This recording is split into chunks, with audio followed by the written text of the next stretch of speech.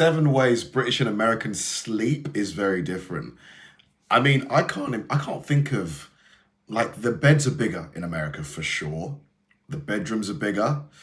But other than that, largely, I mean, we sleep the same way. I can't think of any other major differences here. Hello, I'm Lawrence, and I'm on a quest to uncover all of the memos that Britain... Hello, I'm Lawrence, and I'm on a quest to uncover all of the memos that Britain and America lost in the pond. And one of those memos pertains to sleep. Last night, I must confess, I had precious little of it, what between the dog taking up a third of the mattress and the fact that I was doing my taxes until 2 a.m. And just in case the IRS is watching, this was filmed on April 14th. But it got me thinking about how bedtime and the act of sleep differs in a surprising number of ways on either side of the pond. And as somebody who has vast experience of sleeping or not sleeping in both countries, I'm here to give you the lowdown while I lay down. And if you have not yet made your bed and subscribed to this channel, do that now. In the meantime, let's talk about bedtime. You simply can't escape the fact that the size of your bed is going to dictate the quality of your sleep. And there's also no denying the fact that Britain and America have different mattress sizes. How do I know? Because I've lived in both countries.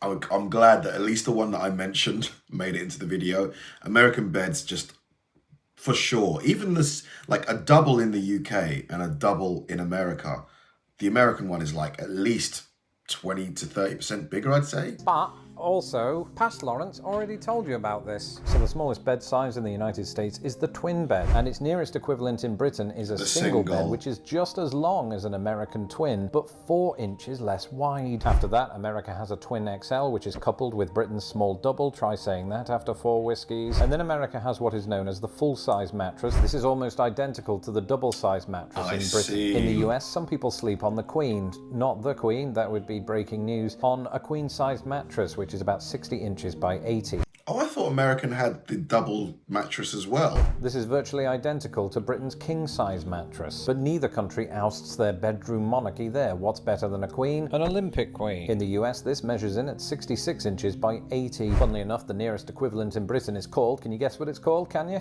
It's called a super king, and it's 72 inches by 78. And so Britain wins, except it doesn't, because America also has a king-size bed that measures 76 by 80. And at this point, Britain's mattresses abdicated the throne, while America's just kept going with the California King at 72 inches by 84. That's just showing off. Now, being the YouTube sensation that I am, I have a king size, and thank gosh I do, because if I was in the bed that I had when I was a teenager, either me, my wife, or Arthur would be falling out of the bed, probably all of us actually. So I think that the slightly larger dimensions of American beds are a plus in America's favour. Some Americans that I know, like Scott and Caitlin down the road, wake up at 5 a.m. just to jog, even though they don't have to. Dude, I mean, well done. 5 a.m. to jog?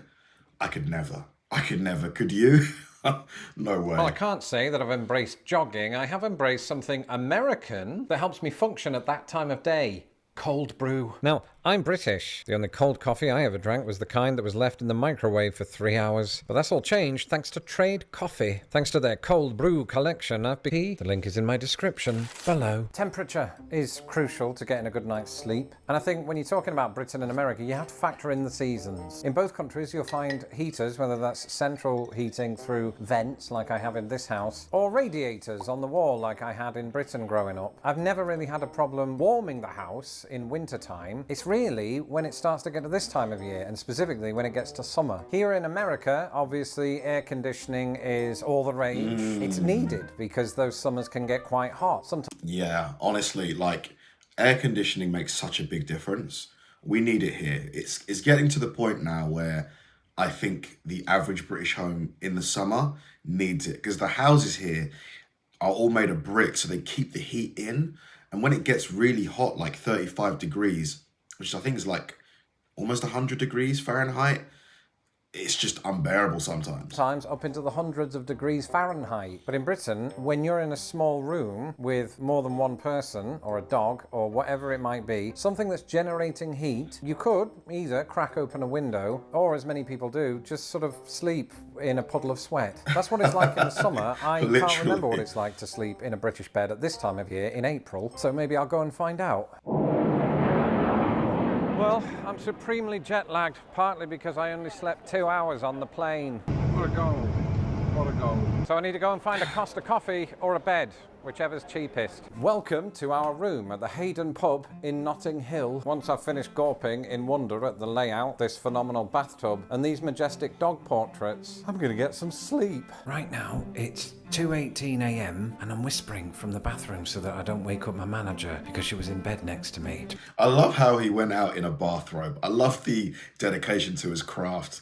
So many people must have been thinking, what is this dude wearing? To be clear, my manager is my wife. Anyway, I can't sleep because even though it's April, sharing such a small bed means that body heat becomes more of a factor. Also, I need to stop whispering now because in UK bedrooms there's no white noise to drown me out. This isn't to say that British people don't find a way to engineer white noise. Ex-footballer Wayne Rooney recently revealed that he sleeps with a hairdryer blowing in his face, perhaps to help him dream of Sir Alex Ferguson. Dude, that is so risky though. A hairdryer constantly on all night? Americans, on the other hand, are all about their white noise. My wife, for example, can't sleep unless we're playing a fake thunderstorm. Or the sound of a train. Or my favourite, the sound of a spaceship.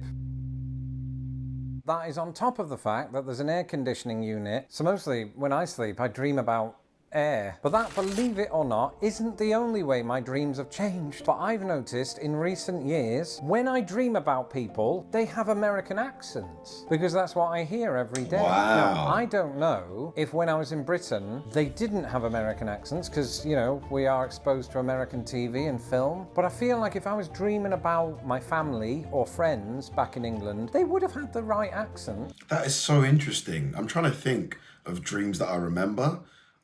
They don't have any accent, honestly. I feel like they just talk. Do you know what I mean? I can't remember what was said.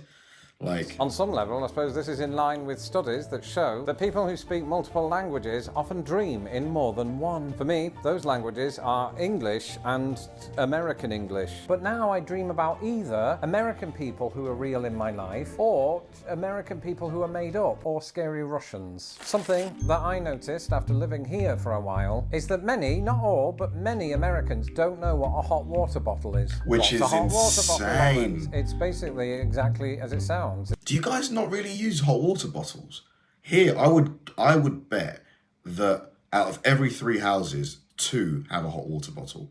In the entire country, I'm sure of it. It's a bottle that you fill up with hot water that you stick in your bed to keep the inside of the bed warm, even though you have radiators. And I had one of these growing up, and I think, having read Reddit, they are fairly ubiquitous still in the UK. Yeah, or if you've got like an aching body part, you put the hot water bottle on it and it soothes the pain. This day. In America, they seem to be associated with 2 things. 1, the past. In other words, they used to be used quite a lot but aren't anymore. And 2, as a sort of heating pad. If you've got like swelling, they might be used in that capacity. I don't think I've seen one in the entire time I've lived in this country. Wow. I've not needed one. No way. But let's see if Reddit is correct. Lawrence in Britain, over to you. Well, I just randomly walked into a Boots and lo and behold found 3 different types of water bottle. I opted for the blue one because the other 2 made me think of sheep and prisons. £10 is expensive.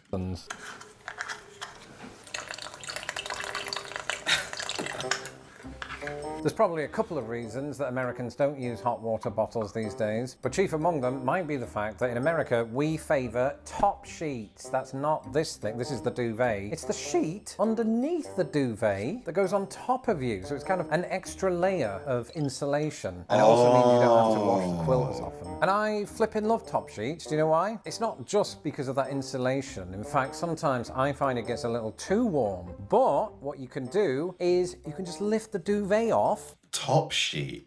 So basically you can use this if it's summertime as like a thinner version of the duvet.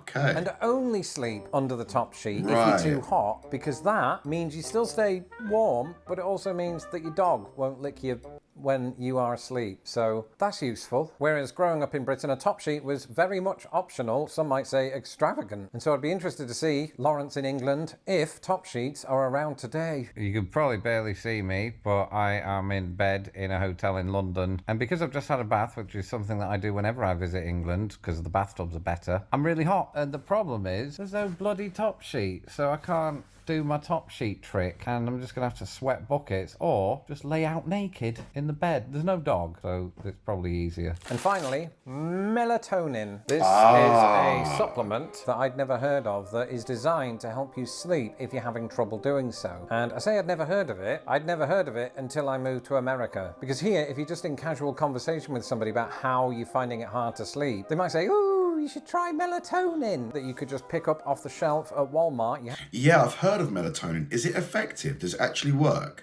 I've never tried it before, but I've heard it referenced. Pay for it. Don't just walk out without paying. Point is, you don't need a prescription or Yoink. anything like that. Whereas in Britain, Lawrence in Britain, melatonin is not authorised for sale and is only accessible with the aid of a prescription from your doctor. Instead, insomniacs might turn to antihistamines, herbal remedies, or Yorkshire bedtime tea. Thanks, Lawrence in Britain, who is by now sleeping his eyes out. Let me know in the comments if you've ever...